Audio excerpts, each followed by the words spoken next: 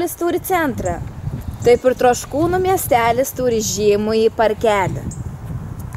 Ši krepšinio aikštelė patyrusi daugiau negu mes visi patirsime kada nors per visą savo likusį gyvenimą. Štai čia treniruojasi, patiria daugybę nuopuolių ir labai daug verkia mūsų garsieji Troškūnų sportininkai. Kiekvienas parkas neapsieina be žaidimų vietos, kurioje visi linksminasi, tiek maži, tiek dideli. Šis namelis kaip filmas. Jame yra visko. Ir komedijos, ir dramos, ir siaubo. Visi mes žmonės. Visi mėgstam pasilinksminti, išgert, elgtis kvailai, negalvoti apie pasekmes, tiesiog mėgautis draugų kompaniją.